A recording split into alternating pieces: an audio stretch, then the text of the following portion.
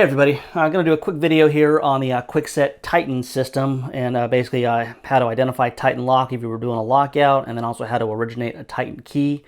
Now the way to identify a Titan lock, this is a Titan lock right here, and you'll notice that the top of the keyway here has that square, and the square is actually cut out.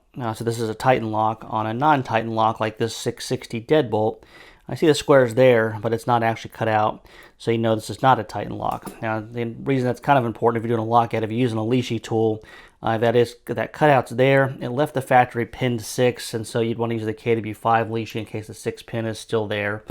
Now, on the keys, I'll show you the difference in the keys. So this is a KW10, which is a 6-pin key, and we notice the bottom shoulder is not even with the top shoulder. On a KW1, you notice the shoulders are in the same spot, the bottom and the top. Now, Kwikset did their 6-pin kind of strange here. Like on a Schley key, for example, the blade's longer to accommodate the 6th pin. On Kwikset, they kind of added the 6th pin to the shoulder side of the key. And so you notice we're going to line up the top shoulder on both these keys, and you notice that the blade is the same length. That's what it looks like anyway. But now if we were to line up the bottom shoulders, then all of a sudden the KW10 sticks out a little bit, accommodating a 6th pin. That's what the bottom shoulder is lined up. Now, how that interacts with the actual lock itself, since this top of it's cut out, the top shoulder doesn't stop. It actually stops on the bottom shoulder, which is cut further back than the KW1, which allows it to reach a 6th pin. And then if you were to take the 6th pin out, you could use a KW1 if there's no 6th pin in the lock, and it would still stop on the bottom shoulder. And it would work, you know, if you just took the last pin out and pinned it 5. And if you look at the 660 here, since it's not cut out, it's going to stop on the top shoulder.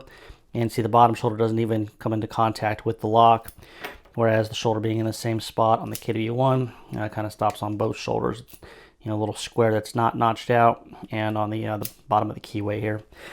And as far as cutting the keys, also a little bit different. Titan has its own Blitz card. This is the normal HPC card for Kwikset. You just have your 6 depths. Now on the Titan, it's a little bit different. It has here to cut the rekey notch. If you had one of the rekey keys that they made for the Titan system, I've got some somewhere. I have no clue where they are. So Titan's long discontinued, so I don't use them. I rarely ever see them.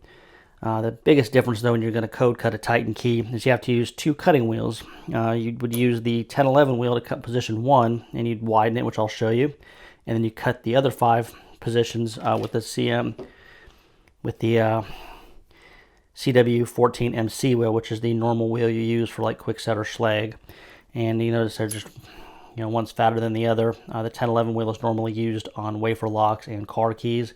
And the reason you have to use it to cut the first position is because if you don't, then you will actually end up cutting off part of your shoulder on your key.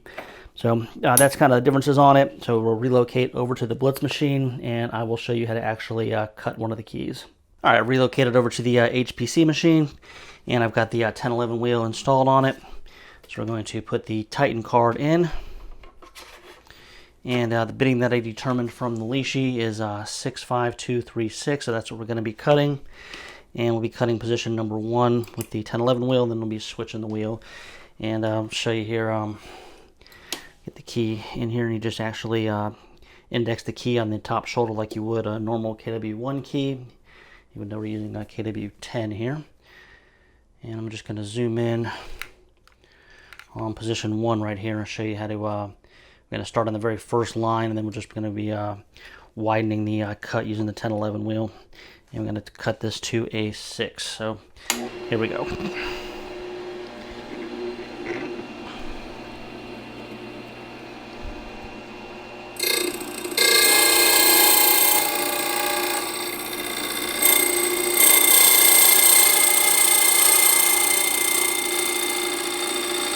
All right, we got our depth to a 6, and then we're going to go ahead and just widen the cut here.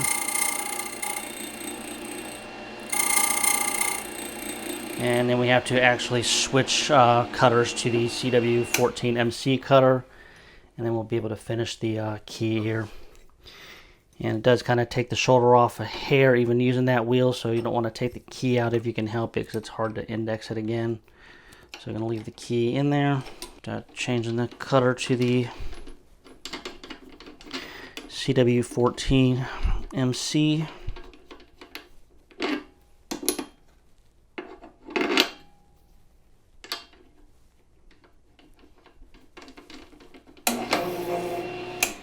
All right, now we'll go and we'll cut the rest of our cuts here. So we got 2, 5, 3, 2, 6 left here. So zoom in where you can see.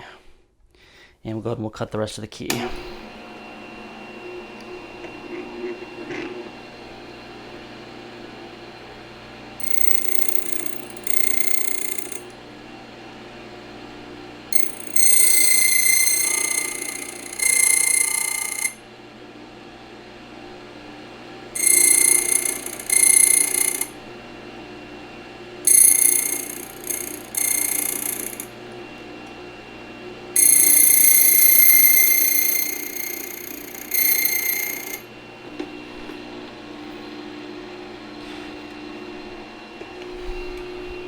I'm going to just deburr it.